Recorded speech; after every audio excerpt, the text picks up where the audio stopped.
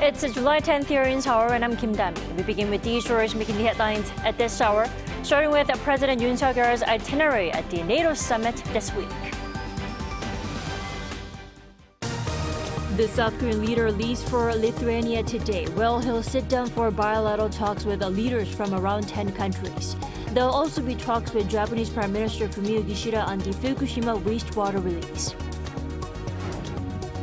And the chief of the International Atomic Energy Agency says Japan's wastewater discharge plan meets international safety standards, which has sparked a clash in opinions with South Korea's main opposition Democratic Party.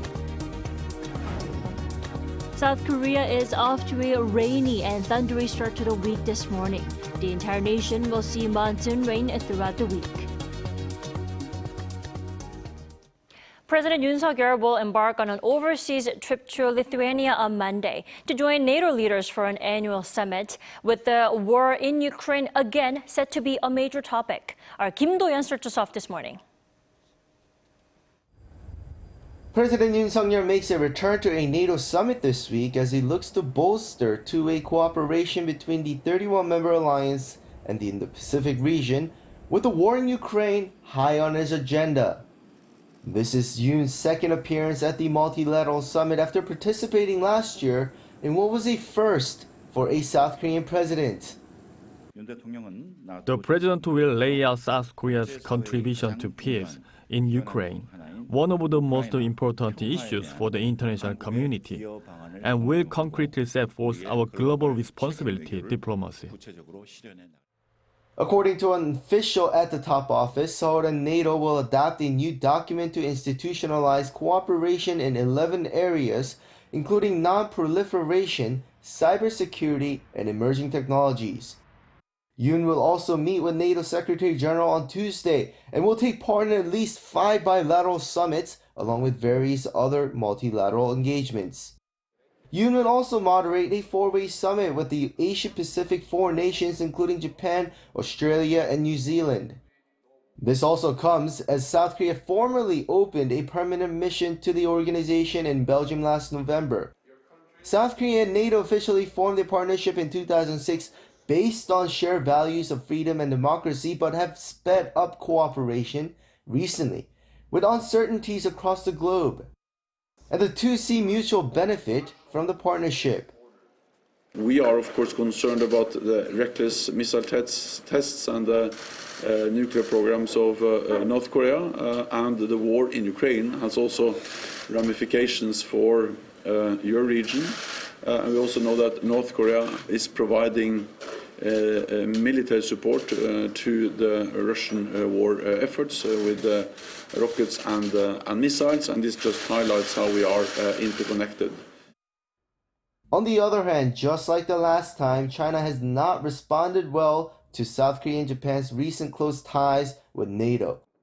Previously, when Yoon attended a NATO summit, China slammed the move, pointing to a NATO strategic concept from 2022 that states that the alliance faces, quote, systematic competition from Beijing's ambitions and coercive policies that challenge members' interests, security, and values. However, the South Korean government has not budged from its stance that its diplomatic activity does not exclude any particular state. Kim Do-yeon, Arirang News. U.S. President Joe Biden has made clear that Ukraine is not ready for NATO membership, adding the war needs to end before the country can be considered for the military alliance. Lee Seung-ja has more. Speaking to CNN in an exclusive interview which aired on Sunday, U.S. President Joe Biden says Ukraine is not ready for NATO membership, adding that Russia's war against Ukraine must end before they can be considered. Biden says that there's no clear-cut consensus on Ukraine joining NATO, as it's still in the middle of a war. He says if Ukraine were to join NATO during the war, it would mean NATO being at war with Russia, hinting that such a scenario would complicate things further. The U.S. president said although Ukraine is not ready for membership into the military alliance, the country would be provided security and weaponry. Biden said he believes that over time, NATO would lay out a rational path for Ukraine to be able to qualify to be able to get into NATO, stressing that he had refused Russian President Vladimir Putin's demands to not let Ukraine in, as the alliance has an open-door policy. The comments came ahead of Biden's week-long trip to Europe, which includes the NATO summit in Lithuania. Meanwhile, Ukrainian President Vladimir Zelensky echoed Biden's remarks, saying that Ukraine will prepare for NATO membership after the war. Ahead of the NATO summit, the Ukrainian leader says while he doesn't expect his country to be given the green light until after the war, he hopes the gathering in Lithuania will give a clear signal on the intention to bring Ukraine into the alliance. Also in an interview with ABC News, Zelensky said Ukraine will also prepare for European Union membership after the war with Russia ends. Zelensky noted that 90% of Ukrainians want NATO membership, while more than 90% want to join the EU. Lee Seung-jae, Arirang News. U.S. Treasury Janet Yellen says a decoupling of the U.S. and China would be a disaster and that the world is large enough for both nations to thrive. Wrapping up her visit to Beijing on Sunday, Yellen reassured Beijing that Washington does not want to decouple or separate its economy from China, but rather wants to de-risk trade. Speaking at a press conference, she added that the two ideas are by no means the same thing and that the de-risking is mainly aimed at diversifying supply chains due to national security concerns. There were no agreements on major disputes, but Yellen said Washington and Beijing have agreed on holding more frequent and regular communication. Head of the IAEA Rafael Grossi says he fully understands the South Korean public's concerns over the Fukushima wastewater release. His trip to Seoul to tame the worries, however, still left some clashes among political circles. Our Lee Si-hoo reports. The main opposition Democratic Party on Sunday heavily criticized the head of the International Atomic Energy Agency over the UN nuclear watchdog's recent report on the issue of Fukushima wastewater. This is during the IAEA Director General Rafael Grossi's three-day visit to Seoul. Coming to an early conclusion without properly studying the impact of the discharge on neighbouring countries like this makes this a self-check customized for Japan. The party further claimed that the report did not check the performance of the advanced liquid processing system, nor did it review the long-term effects of the discharge on the marine ecosystem. It further asked for the postponement of the discharge. Grossi reiterated the report's conclusion. Our conclusion has been that this plan, if it is carried out in the way it has been presented, would be in line, would be in conformity with the international safety standards. To which the DP replied, There exists an international standard for coolant released from a normal nuclear power plant, but there's no such international standard for discharging nuclear waste. The ruling People Power Party, on the other hand, urged the opposition to stop what it called non-scientific agitation. This global shame is a disaster caused by the DP's false myths. How much further will the DP debase South Korea's national dignity? The PPP says it is coming up with ways to safeguard the fishing industry, while 11 DP and independent lawmakers are traveling to Japan to hold public protests. It's expected that the ruling and opposition parties will continue to clash on the issue as the parliament's extraordinary session restarts on the 10th. Grossi also met with the head of South Korea's Nuclear Safety and Security Commission, Yoo Guk-hee. Yoo reportedly asked for the continued participation of South Korean experts in the IAEA's future review process, and Grossi responded that he will look for ways to make this happen. According to South Korea's Foreign Ministry, Foreign Minister Park Jin also met with Grossi and asked for the agency's active cooperation in ensuring safety and reassuring the public. Lee Si-hoo, Arirang News.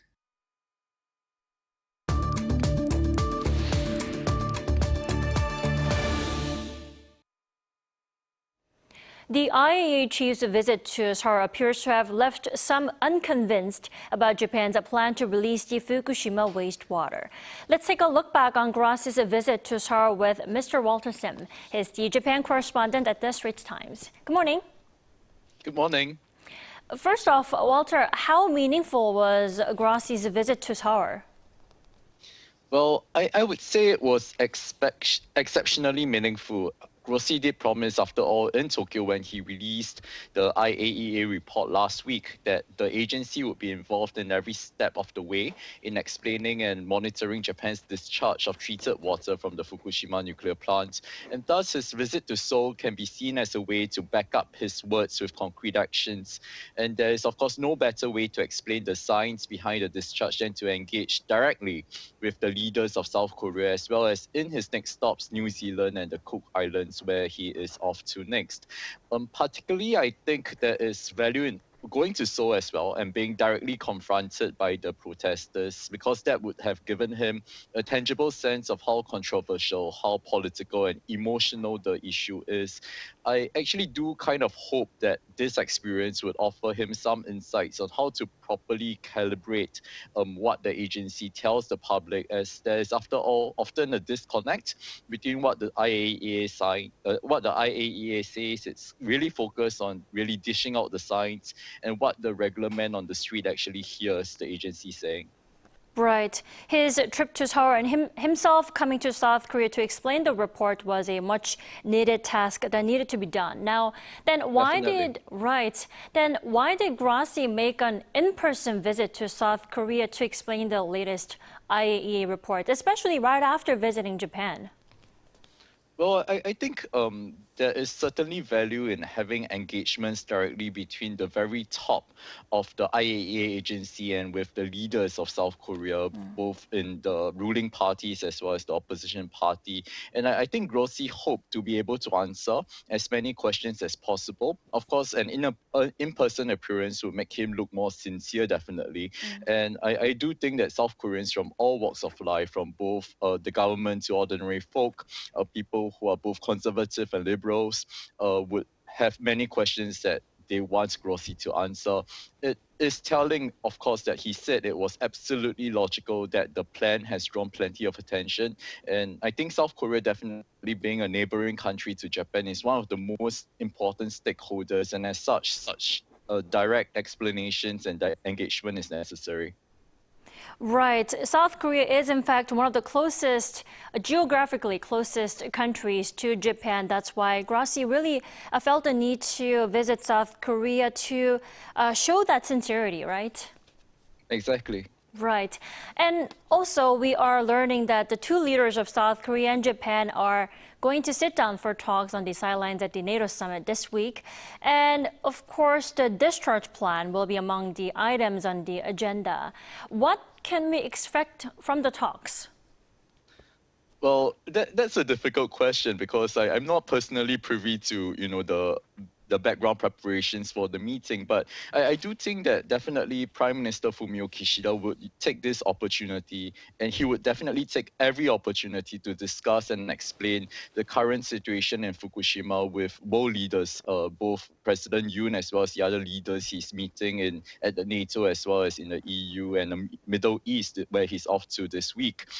Taking a broader view of bilateral relations between Japan and South Korea, I think Japan knows it's definitely in its interest that a conservative administration in South Korea is in power, given that Yoon's administration has really paid attention to healthy Japan-South Korea relations.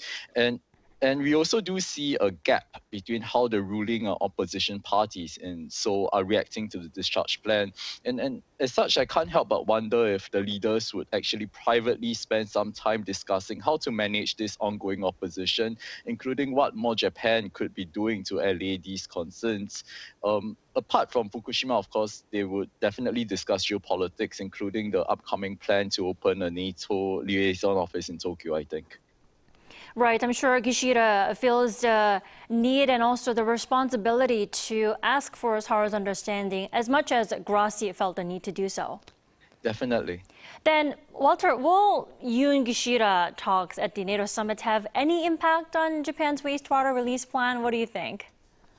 Well, I don't think the talks would actually change anything about the plan, given that everything is really pretty much cast in stone. Last Friday, Japan's Nuclear Regulation Authority issued a permit to TEPCO, which is the plant operator of the Fukushima Daiichi plant. And the Nuclear Regulation Authority approved the facilities that the operator TEPCO has built for the water release. And that is pretty much the final requirement. And all that remains now really is a decision on the date as to when to start. Right. If Japan does go ahead with the release next month, that means we only have 2 to 3 weeks left at least. And also lawmakers from South Korea are also traveling to Japan to investigate more so that the discharge can go successfully, right? Definitely. And it's quite interesting to see what the opposition lawmakers say in Tokyo this week because, well, the South Korean government did last week say it respects the IAEA report. It also issued its own independent investigation into the Fukushima treated wastewater. And South Korea, I believe, has already given its stamp of approval. I mean, South Korea being President Yoon's administration, of course. All right, Walter, thank you so much for joining us this morning. You have a good day. Same to you. Thank you.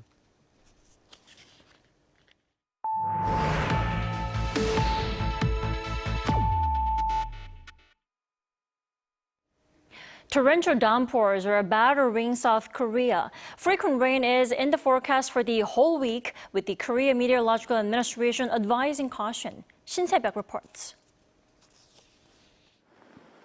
A low-pressure system is bringing widespread rain to South Korea Monday. This has triggered heavy rain alerts in most parts of the central region as well as Jeollanam-do province. Those regions are forecast to see torrential rainfall of 30 to 60 millimeters per hour. The southern part of Gyeonggi-do province and parts of Gangwon-do and Chungcheong-do provinces will see more than 100 millimeters on Monday. The central region and Jeju-do Island will receive 20 to 80 millimeters of rain. The Korea Meteorological Administration explains that repeated showers are being caused by an atmospheric trough passing over the Korean peninsula. The KMA advises the public to exercise caution as the rain will be accompanied by strong winds, thunder, and lightning. Also, with the ongoing heavy rainfall, the ground could become weak, posing a risk of flooding, landslides, and collapses at construction sites. The Weather Authority has also asked people to be aware of any potential safety issues that could lead to accidents. Hot weather will persist during the daytime on Monday. Heatwave alerts are in effect for a wide range of areas south of the capital and Gangwon-do province. Feels like temperatures in those areas will soar to around 33 degrees Celsius during the day. And South Korea will continue to be heavily influenced by the monsoon front. Frequent rain will soak the entire nation throughout the week. Starting Wednesday in particular, a stationary front will bring heavy rainfall to the central regions. The front will remain stalled over the peninsula with rain in the forecast every day from then until next Monday. Shin Se-byuk, Arirang News. South Korean midfielder Kang-in has signed a five-year deal with French powerhouse Paris Saint-Germain, making him the first South Korean to join the French side. The announcement was made Sunday on the PSG website. The 22-year-old has spent his entire career up to now in Spain, most recently playing with RCD Mallorca, where he contributed with 6 goals and 7 assists for the Spanish side last season. He could now see himself lining up alongside the likes of Kylian Mbappe and Neymar in a team that has won 9 out of the last 11 league titles.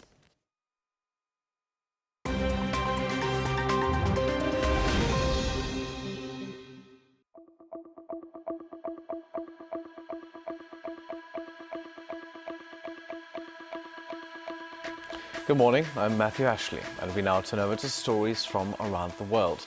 We begin in France, where the French government has banned the sale, possession and transport of fireworks, with an exception for official fireworks displays run by local authorities. Now announced on Sunday, the ban comes ahead of Bastille Day, the National Day of France, which is celebrated annually on July 14th. The ban will be lifted from July 15th onwards. It follows an almost week-long series of violent riots sparked by the police killing of a 17-year-old during a traffic stop in the Paris suburb of Nanterre.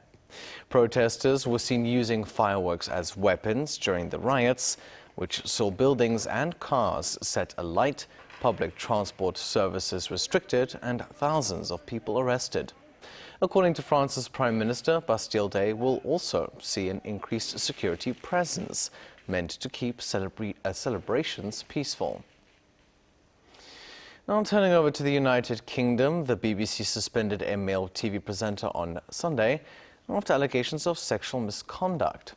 According to claims, the unnamed presenter paid the victim large sums of money to send sexually explicit photos when they were just 17 years old. The victim reportedly used the money to fund a crack cocaine habit. The victim's family lodged a complaint with the BBC in May, but the presenter was not taken off air at the time. The family then went to UK tabloid newspaper The Sun, which first reported the story on Friday.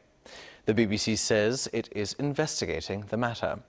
But concerns have been raised over the broadcaster's complaints process, as it has been criticised for not correctly handling the case since the start. Now, Latvia has sworn in the first openly gay president in the European Union.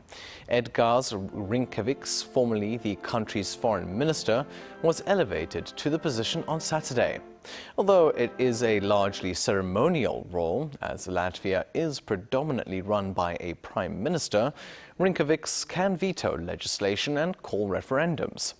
Gay marriage is illegal in Latvia, but the country's constitutional court last year recognized same-sex unions.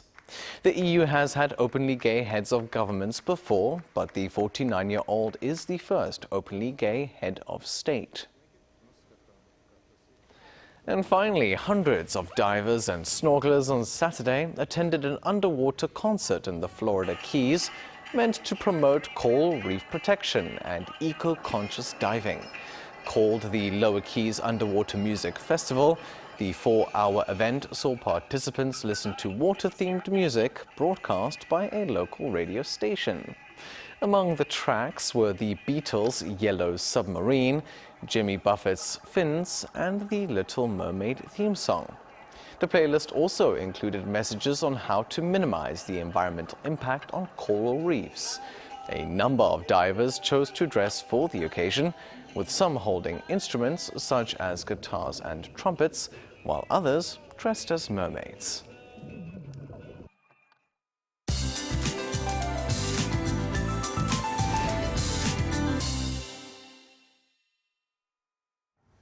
Good morning.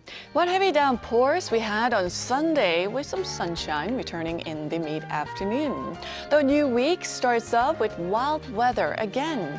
Right now, the central regions and the west coast along Jeollado provinces are getting heavier showers. Jeollado and Gyeongsangdo provinces, where a heavy rain advisory has been issued, could see more than 100 millimeters of heavy rain for the day, with 30 to 60 millimeters an hour of rain to pound down throughout Monday. Meanwhile, heat wave advisories are also in place despite that massive rainfall, with the east coast of Gangwon-do and parts of the south had a tropical night overnight. Seoul and Daejeon will be getting up to 29 degrees this afternoon. Daegu and Gyeongju will see highs of 33 degrees Celsius. And brace for a wet week. We have frequent rain in the forecast all through the week. A torrential amount of rain will pick up from Wednesday in central areas, so please try to keep up to date with the latest weather forecast for your safety. That's Korea for you, and here's a look at the international weather conditions.